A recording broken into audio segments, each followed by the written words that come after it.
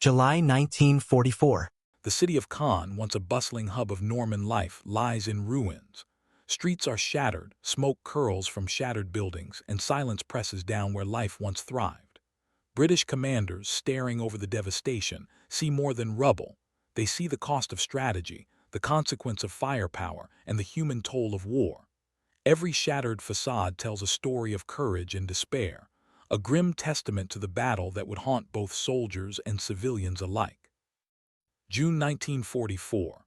The Normandy countryside lay shrouded in early morning mist, a pale gray curtain stretching over rolling fields and narrow, sunken lanes, the bocage. Just days had passed since the beaches of Omaha, Gold, and Juno had been stormed, and the Allies were pressing inland, their eyes fixed on Caen, the strategic jewel of northern France. For Field Marshal Bernard Montgomery and his commanders, the city was more than a waypoint. It was the key to breaking the German defensive line and securing the eastern flank for the Allies' broader push. Without Caen, the breakout into the plains of Normandy would stall, the momentum of Operation Overlord squandered. Montgomery's plan relied heavily on precision and timing. General Miles Dempsey, commanding the British Second Army, pored over maps in a cramped tent, flanked by his staff officers. Intelligence reports were grim. Reconnaissance flights revealed a lattice of German fortifications, Panther tanks concealed in orchards, 88mm guns camouflaged in hedgerows, and artillery batteries entrenched along the approaches. Every hedgerow could hide an ambush. Every lane could become a death trap. The landscape itself, a patchwork of sunken roads and dense foliage, amplified the danger, slowing the advance and magnifying the effects of even minor miscalculations. High above, a reconnaissance pilot traced the city's defenses with binoculars, scribbling notes as the hum of his Spitfire mingled with the distant thrum of artillery. Below him, British sappers crouched in preparation, carefully wiring explosives to weaken bridges and disable obstacles, their gloved hands trembling slightly as they checked detonators. For civilians, the morning was charged with a different kind of tension. Families pressed faces to windows, listening to the low rumble of engines and the sporadic staccato of distant gunfire, uncertain which would arrive first, liberation or annihilation. By midday, the first waves of bombardment began. Hurricanes and typhoons screamed overhead, dropping bombs intended to soften German positions before the infantry advance. The air became thick with smoke, the acrid tang of cordite mingling with the earthy scent of churned soil. Caen's medieval streets, once lined with market stalls and churches, were soon shrouded in a pall that blurred the line between town and battlefield. Commanders in their tents studied maps obsessively, trying to anticipate the German response, aware that even a single misstep could cost thousands of lives. Montgomery's optimism was resolute. Caen would fall quickly. Yet the reality on the ground was different. Every lane, every stone wall concealed enemy fire. The city, intended as a prize, would instead become a crucible, testing courage, strategy, and endurance. British troops advancing through the shattered fields felt the weight of expectation, the eyes of Allied command upon them, and the silent judgment of a civilian population caught in the crossfire. But when the troops finally entered Caen, they found not a prize, but a city transformed into a battlefield of ruins. Smoke hung in the streets like a shroud, and the first glimpses of civilian suffering foreshadowed the scale of devastation yet to come, a reminder that strategy and sacrifice would collide in ways no map could predict. By mid-July 1944, the British Second Army had arrived at the outskirts of Caen, poised to execute what commanders hoped would be a decisive breakthrough. Field Marshal Bernard Montgomery and General Miles Dempsey envisioned a combined arms assault, infantry supported by tanks and artillery, with the Royal Air Force delivering precise bombardments to weaken German fortifications. The goal was simple in concept but fiendishly complex in execution: take the city, neutralize the enemy, and open the path to the Norman plains. Yet the reality was far more brutal. From the forward observation posts, British commanders watched as the initial bombardments began. The RAF's Typhoons and Hawker Hurricanes dived over the city, releasing hundreds of tons of bombs. Artillery batteries along the British lines fired incessantly. By the end of the first week, over 20,000 shells had fallen on Caen. Smoke rose in thick, choking clouds, hanging over the city like a living shroud. Streets that had once bustled with markets and church bells now echoed with the roar of guns, the groan of tank treads, and the anguished cries of civilians trapped below. Urban combat proved catastrophic. The city's medieval streets, narrow, winding, and lined with sturdy stone buildings, favored the defenders. German infantry, including elements of the 12th SS Panzer Division, had fortified key intersections with machine guns, anti-tank obstacles, and booby-trapped ruins. British tanks, including the Churchill and Sherman, struggled to navigate the rubble-strewn avenues, often exposed to concealed 88mm guns. Infantry units advancing behind them faced the dual threat of sniper fire and collapsing buildings, each step forward exacting a human toll. In one sector, a tank commander maneuvered his Churchill through streets littered with debris, aware that even a single misjudged turn could trigger a mine. Nearby, an infantry officer painstakingly led men through booby-trapped buildings, checking doorways and stairwells for hidden explosives.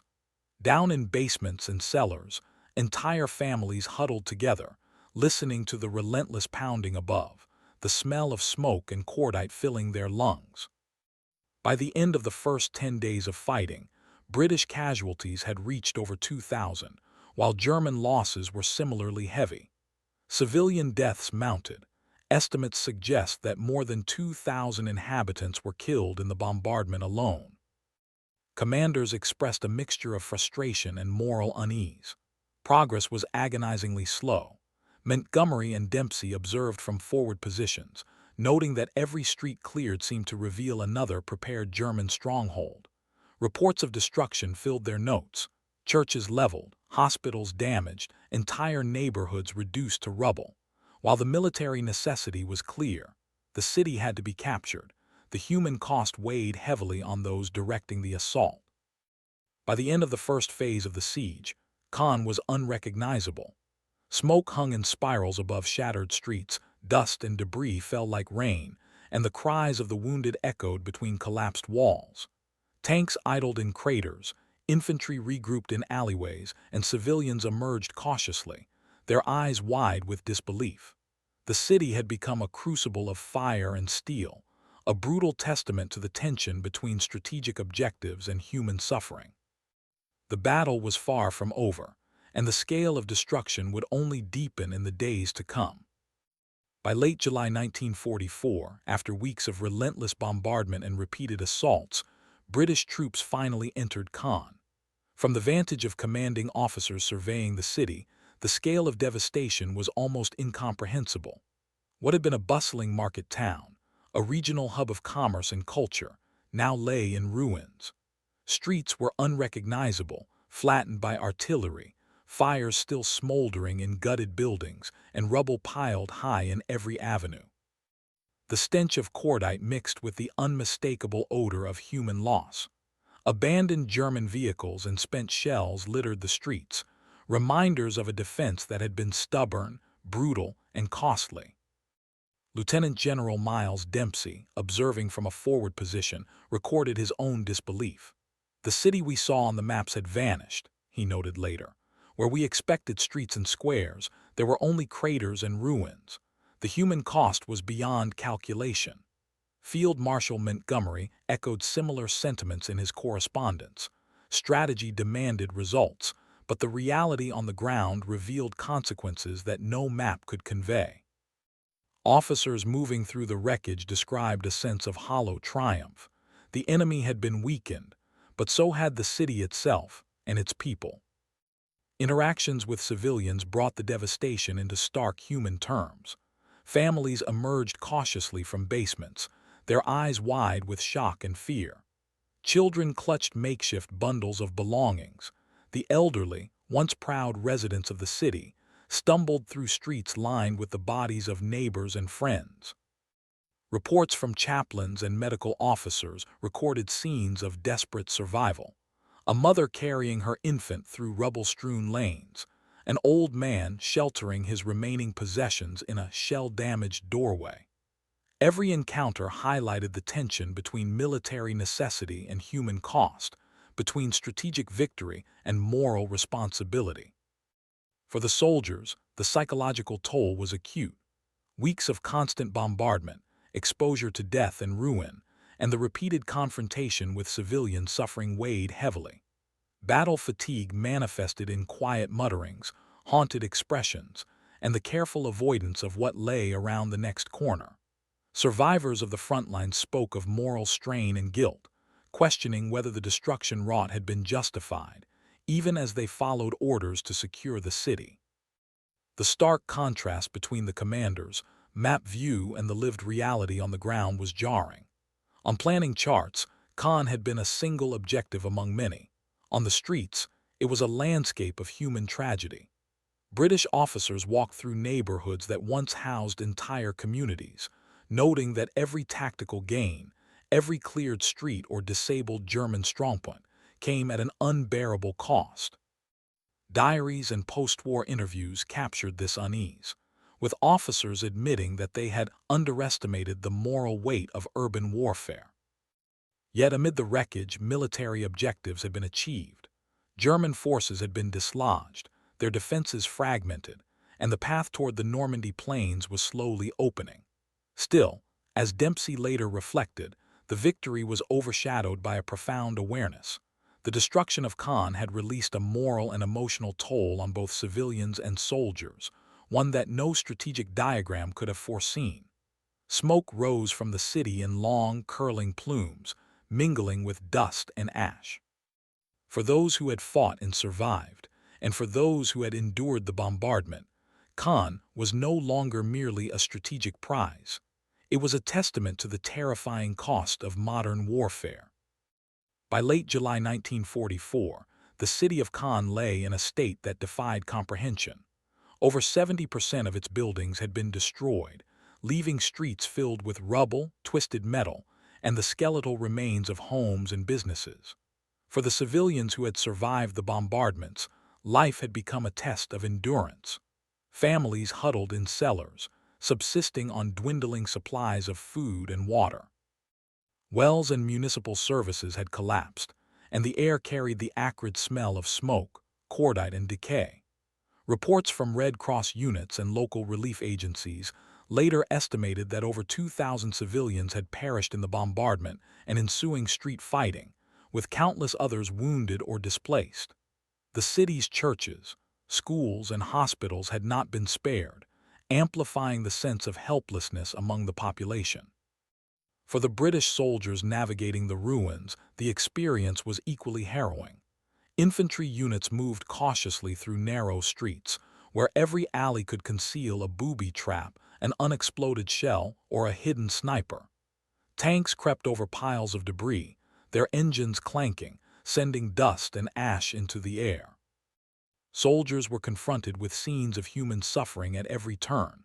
A collapsed wall hiding the bodies of civilians, families torn apart by sudden explosions, children crying in the shadows of ruined buildings. The psychological strain was immense. Weeks of continuous combat, sleep deprivation, and exposure to death had left troops exhausted, their nerves frayed. Battle fatigue and survivor guilt shadowed every step, magnifying the horrors of urban warfare. Amid the chaos, moments of humanity shone through. A sergeant from the 43rd Wessex Infantry Division was recorded rescuing a child trapped beneath a fallen beam, his own hands bleeding as he pulled the child free. RAF pilots who had carried out precision bombing raids later recounted the haunting imagery of streets they had helped flatten, questioning whether the tactical advantage justified the human suffering they had witnessed. Commanders, including General Dempsey, recorded in diaries the moral weight of their decisions. Tactical victories had been secured, but at what ethical cost? The city had been open to advance the Allied offensive, yet the human toll was staggering. Reconstruction was not immediately possible. Essential services had collapsed, and food, water, and medical supplies were scarce. Residents emerged tentatively, only to find homes, shops, and schools in ruins. The eerie silence of emptied streets, punctuated by flickering fires and distant moans of the wounded, created a surreal atmosphere, as though the city itself mourned its own destruction. Military success, measured in secured objectives and disrupted German defenses, was starkly contrasted by the human tragedy that unfolded alongside it. The battle for Caen revealed the paradox of modern warfare. Strategic necessity demanded bombardment and advance, yet each gain was inseparable from civilian suffering and soldier trauma. Commanders faced the unvarnished truth that victory on the map had come at a human cost that no statistic could fully capture. Smoke still curled above the city's ruins, dust fell from shattered walls, and for both soldiers and civilians, the war had become as much a moral struggle as a military one. Tactical triumph existed alongside profound grief, leaving Caen as a testament to the terrible price of strategic success. By August 1944, the bombardment and street-to-street fighting in Caen had concluded, leaving the city a tableau of destruction and a bitter testament to the paradox of modern warfare.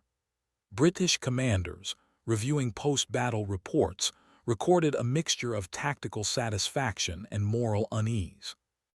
Lieutenant General Miles Dempsey noted that the capture of Caen had been essential to the breakout into the Norman plains, securing a corridor for Allied forces and undermining German defensive cohesion. Yet in his correspondence and post-war memoirs, he reflected on the staggering civilian toll: over 2,000 dead, countless wounded, and the majority of the city's infrastructure reduced to rubble. The victories on the maps had come at a human cost that weighed heavily on those responsible for planning and execution. Strategically, the Siege of Caen became a study in urban warfare. British planners evaluated the effectiveness of combined arms operations, artillery barrages paired with armored advances and infantry sweeps, but also recognized the limitations imposed by dense urban environments.